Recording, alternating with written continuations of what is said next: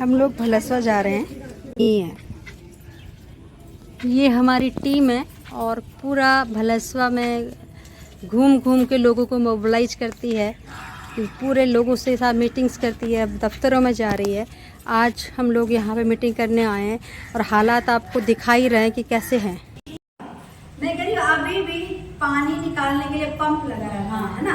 ये पंप अगर बंद हो जाए तो घर में क्या हो जाए, घर के अंदर घुसेगा। और आपको मालूम है पंप कैसे चलता है?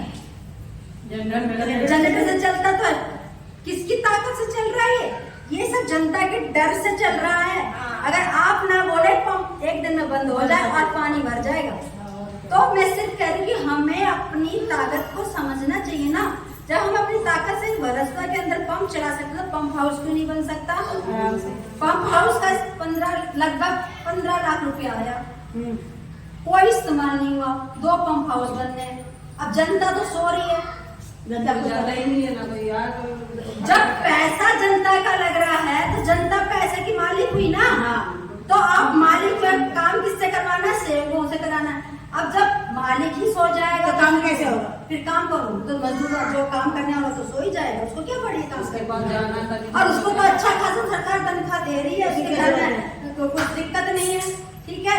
अच्छी खासी तनख्वाह कम हो रहा है तो और हमारे जेब को काट लेते हैं वो लोग, ठीक है। तो मैं सिर्फ इतना कह रही हूँ कि हम लोगों को सिर्फ इतना समझना है कि हम लोग कैसे एकजुट हुए और इसके खिलाफ अपनी आवाज उठाए।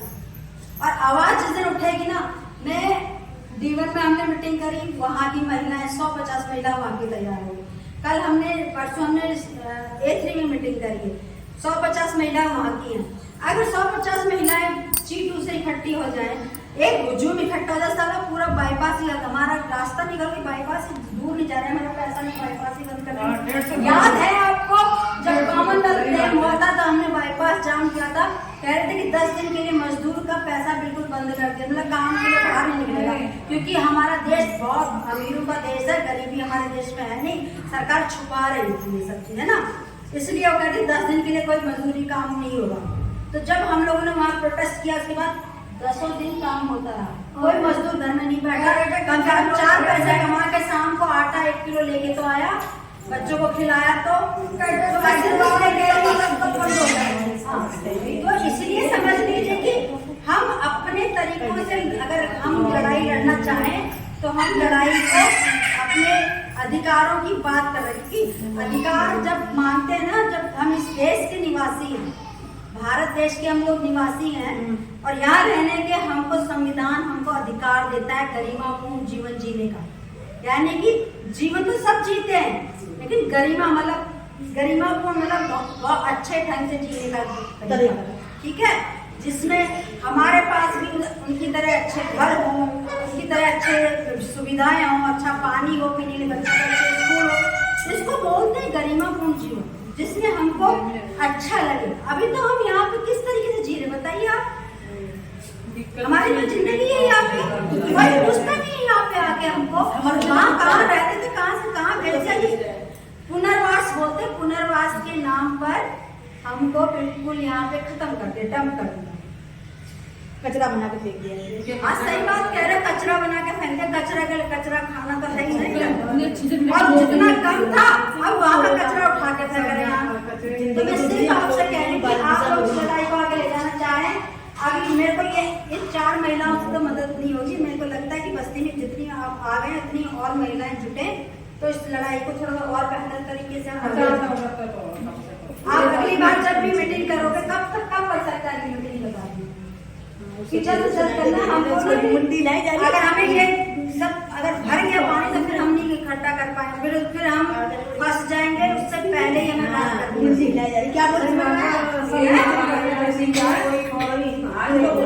एक मिनट मैं कायदा बता रही हूँ आपको, कुछ नहीं होगा। तो मैं ये सिर्फ कह रही हूँ कि अगर आप कह रहे हैं तो एक चिट्ठी हमने बनाई थी, वो तो चली जाएगी सोमवार तक, ठीक है। ये आप देख रहे हैं, ये भलसवा रिसेटलमेंट कॉलोनी है और बारिश का पानी इतनी बुरी तरीके से भर चुका है।